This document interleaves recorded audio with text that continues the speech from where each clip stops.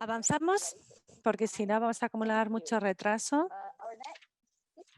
Siguiente orador es Orit Rosenblatt Rosen, director científico del Observatorio del Cáncer y uno de los principales investigadores de la iniciativa del HCA, copresidente del HCA Standards y Tecnología, ese grupo de trabajo.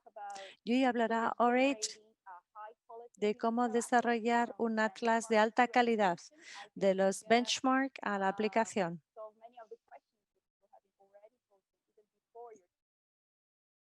Quizás respondas a muchas de las cosas que la gente ha ido preguntando antes de tu intervención. Muchas gracias, Patricia. ¿Veis mis transparencias?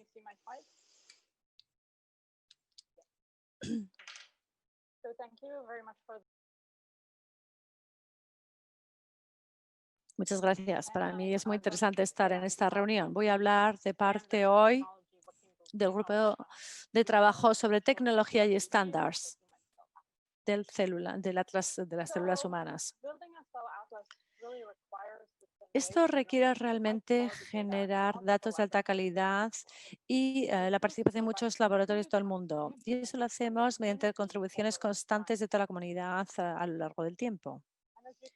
Y como se pueden imaginar, esta recopilación de datos puede plantear varios retos.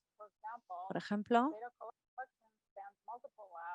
implica a muchos laboradores y técnicos. Los esfuerzos pueden llevar años y hay muchas innovaciones técnicas que van surgiendo a lo largo de este tiempo y te vas quedando obsoleto constantemente. Por eso hacen falta muchos experimentos muy delicados que hay que realizar con un diseño muy flexible. Y luego la eficacia de los métodos puede variar muchísimo dependiendo del tipo de órgano o tejido con el que trabajas. A veces trabajas con un riñón y eso que haces en el riñón no funciona con el cerebro. Así que para empezar a responder a algunos de esos retos, el HCA ha creado este grupo y este grupo tiene varios objetivos. El primero es dar unas directrices en evolución y las mejores prácticas actuales para protocolos, SOPs y también para diseñar buenos experimentos. Luego nos tenemos que basar en los métodos existentes y ver los nuevos para la genómica de las células individuales. Luego desarrollar directrices para la analítica y las medidas de QC. Y luego también difundir y compartir la experiencia. Y finalmente, identificar áreas fundamentales para mejoras técnicas.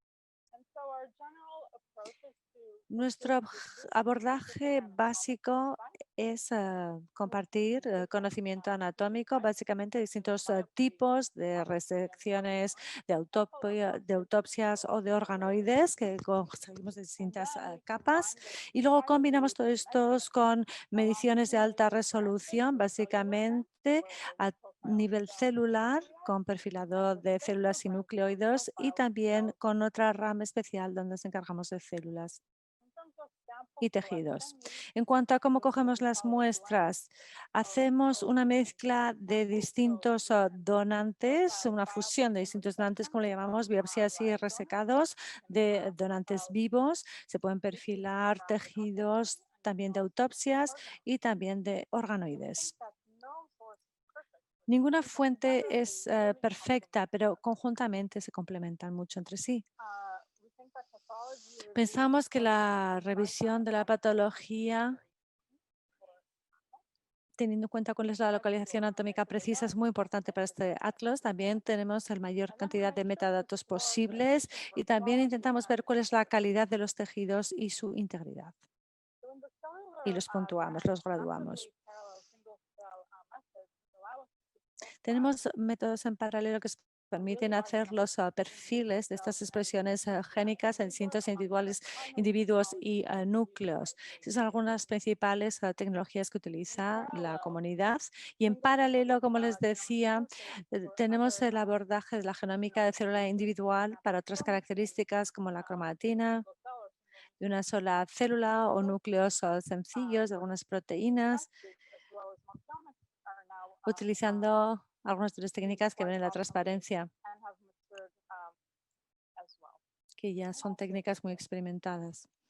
Uno de los grandes retos cuando perfilamos núcleos y células es que no sabíamos dónde estaban en el tejido. Por eso es muy importante utilizar también los indicadores espaciales cuando se hacen mediciones de las proteínas y del ARN. Y estos métodos son más novedosos que los que antes les he mostrado y están siendo ya adoptados por el grupo de trabajo. Así que en general nosotros lo que hacemos es recomendar cuando uno está perfilando un tejido es que hagan perfiles tanto moleculares como histológicos y celulares, así como espaciales y los combinen todos ellos entre sí. Y un objetivo muy importante para este grupo es realizar un benchmarking de protocolos. Lo podemos hacer de distintas maneras. Lo puedes hacer en el mismo laboratorio utilizando distintas tecnologías. Lo puedes hacer también entre distintos laboratorios.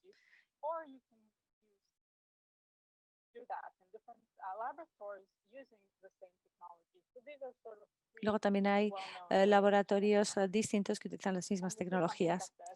Hay tres maneras de hacerlo. Mismo laboratorio, distintas tecnologías, bueno, como bien la transparencia.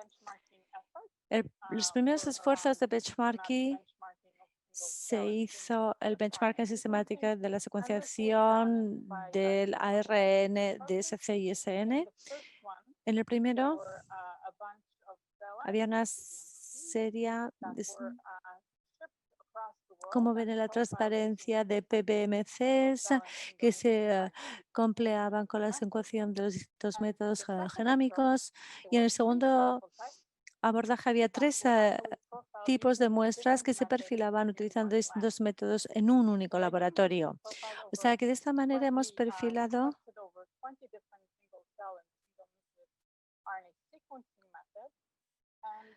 más de 20.000 secuenciaciones de ARN de SCISN.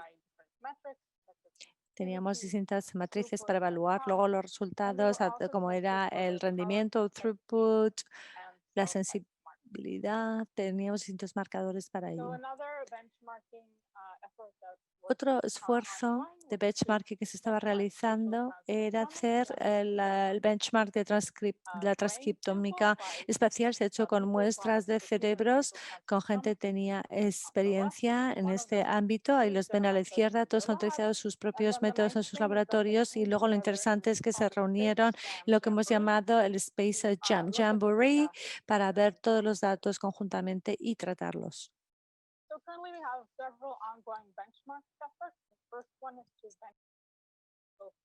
Lo que estamos haciendo es benchmark de células de núcleo sencillo por distintos métodos. Y luego el otro esfuerzo está ahora consistiendo en procesar o tratar tejidos e intentar sacar directrices para esta comunidad sobre cómo gestionar esos o tratar esos tejidos.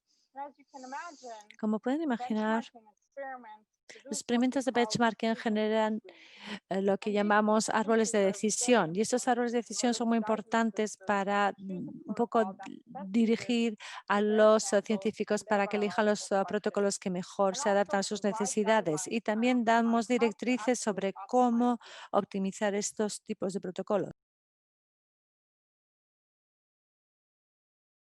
Les quería dar un ejemplo de cómo lo generamos, estos árboles de decisiones.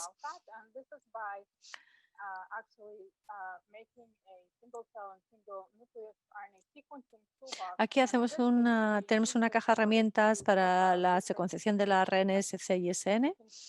Aquí vemos instrucciones para muestras tanto congeladas como frescas. Las frescas son más exigentes a la hora de su tratamiento y hay muchos más pasos que con las congeladas, evidentemente.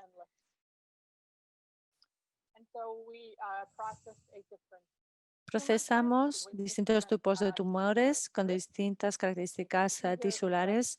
Aquí pueden ver cómo los hemos tratado, los frescos. Hemos tenido mucho éxito. Sin embargo, sabemos que cuando estamos hablando de tejidos, células, sabemos que disolución depende de la composición de cada uno de los tejidos y entonces estas muestras hay que procesarlas muy rápido.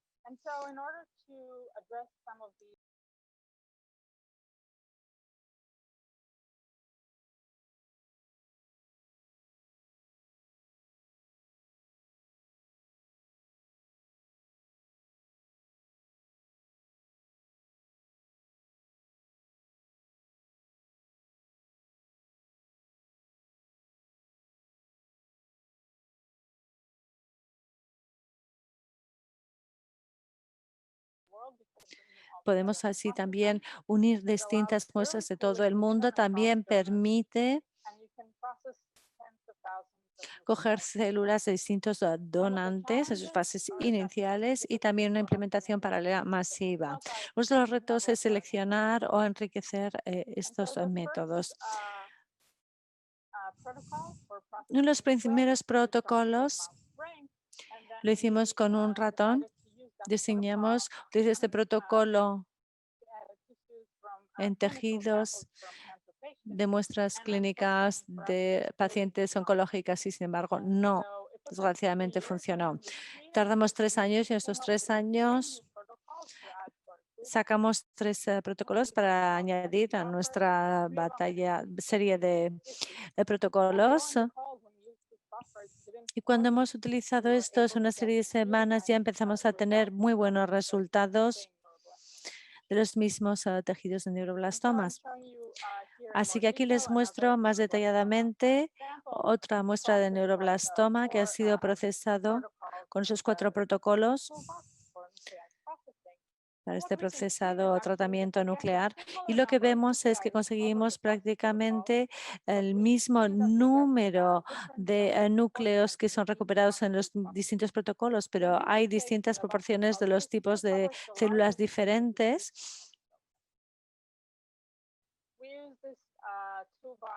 Utilizamos esta serie de herramientas de manera exitosa en distintos tipos de tumores, 7 de ellos. Aquí vemos las proporciones y vemos que en general parece que el TST funciona mejor que los otros que hacen de buffers y recupera más células inmunes, y el EZ funciona menos bien en la mayoría de estos prototipos. Luego queríamos también hacer una comparación entre la secuenciación de la RNSC y SN. Cogemos otra vez el neuroblastoma, lo dividimos en 2, la mitad se procesó con el ARN-SN y otro con el SC, y ahí vienen los resultados. Parece que son parecidos a los del furón.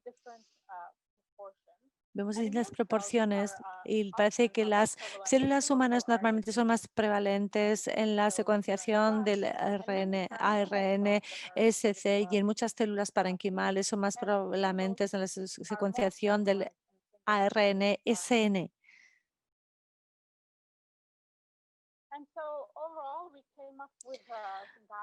Así que hemos sacado una serie de directrices sobre cómo elegir el protocolo por el tipo de tejido que uno está estudiando, y lo que hemos sugerido es comparar 2 o 3 protocolos en paralelo en las mismas muestras de tejidos. Verifiquen todos sus tejidos, tanto a nivel computacional como experimental, y si es posible y si tienen suficientes muestras, comparen la secuenciación de la RNSC y SN en la misma muestra de tejido.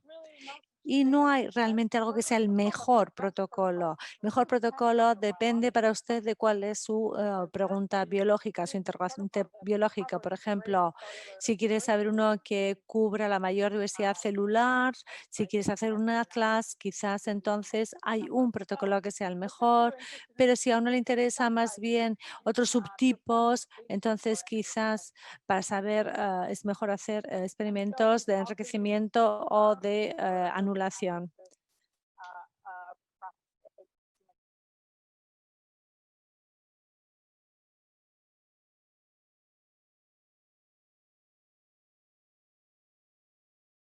Aquí le recomendamos realmente utilizar esta serie de protocolos y herramientas que hemos ya contrastado, distintos ejemplos. Uno de nuestros objetivos es compartir nuestro conocimiento y nuestra experiencia e ir trabajando para generar este atlas, y una manera de hacerlo es lo que llamamos hacerlo a través de nuestro equipo SWAT.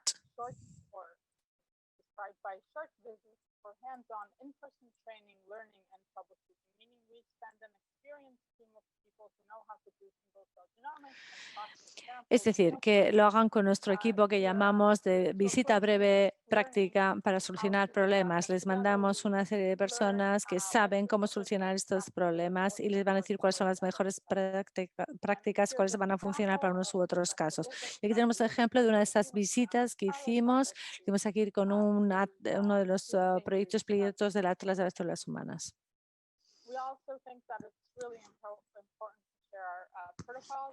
Creo que también es muy importante compartir protocolos y lo hacemos, utilizamos protocolos que sean compartibles. Tenemos 156 protocolos y 444 miembros. Y hay muchos debates muy interesantes sobre los distintos protocolos en este momento. Así que resumiendo lo que he dicho, hay que decir que este atlas va a requerir un diseño experimental muy flexible, benchmarks y buenas prácticas que se puedan adaptar realmente a un panorama tecnológico que está evolucionando muy rápidamente. Luego, creo que los objetivos de este grupo de trabajo del HCA es ser la guía y el asesor en cuanto a las opciones de tecnología. Siempre, evidentemente, pueden contactarnos, mándenos un correo electrónico si tienen algún tema específico. Nosotros combinamos mediciones de resolución, de alta resolución, junto con dos ramas principales, la celular y la basada en el perfilado de células o núcleos. Tenemos distintos proyectos de benchmark que se han realizado. Los dos primeros que les he mostrado ya han sido publicados y otros se están realizando, pero podemos compartir lo que estamos haciendo. Hemos generado toda una serie de herramientas de secuenciación de ARN, CSN para perfilar tumores y también otros tejidos humanos. También tenemos lo que hemos llamado esos equipos SWAT o de intervención rápida.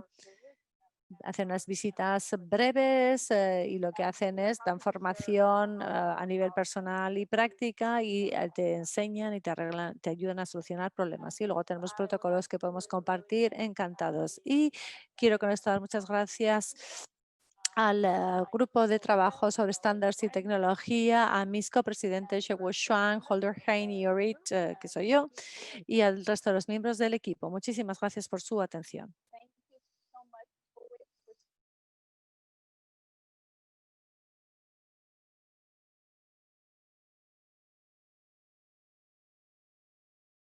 Increíble todo el conocimiento ya existente. Gracias por compartirlo, cómo lo hacen, qué procedimientos, etcétera. Realmente es sorprendente lo que hacéis, especialmente para nosotros aquí en Latinoamérica. Creo que nos vamos ahora a sumar a todo esto y creo que, tenéis ya un montón de información a nuestra disposición que es de alto valor. Muchísimas gracias. Gracias por compartirlo.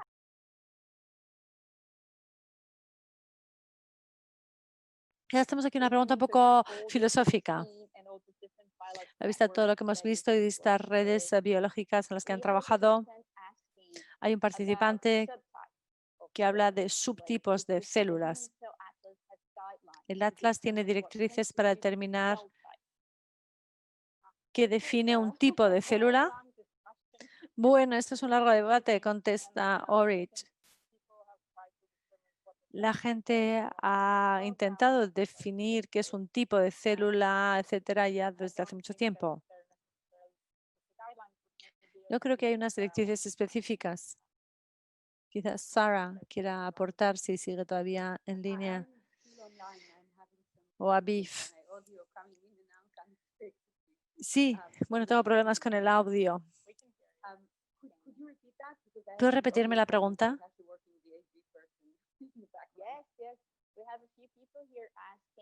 Hay gente que está preguntando si hay directrices para qué es lo que el Atlas humano considera como un tipo de célula. Ahí va, dice Abif. Esa es la cuestión. Sí, echar un poquito para atrás porque no le oímos a Abif. Se acopla. Hay que tener cuidado cuando decimos tipo de célula. Se definen distintas maneras en distintas áreas.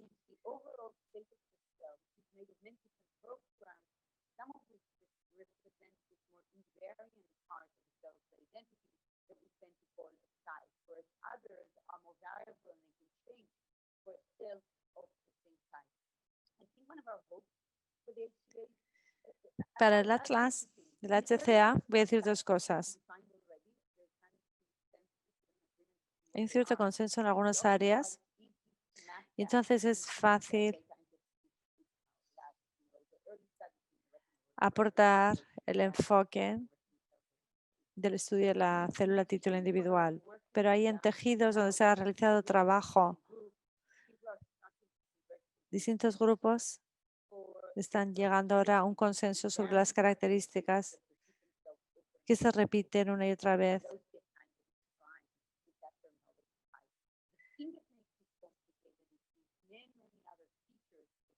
Lo que complica todo esto es que hay muchas más características que son muy variables en las células. Y había un debate muy complejo entre cuál era la diferencia entre estado y tipo de célula. Ese estado tiene unas características que están relacionadas con el tipo al que pertenece y hay características que están relacionadas con otras cosas y hay relaciones entre estas características. Bueno, nos gustaría que todo fuera más sencillo a este respecto, pero bueno.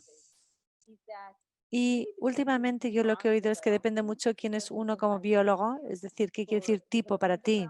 Para los de desarrollo, normalmente un tipo, esto va acoplado al desarrollo de la célula, mientras que para otros es más cuál es su actividad eléctrica. Por eso creo que a veces el enfoque basado en datos puede ayudar mejor a definir lo que es un tipo de célula. Muchísimas gracias, Arit. Excelente respuesta.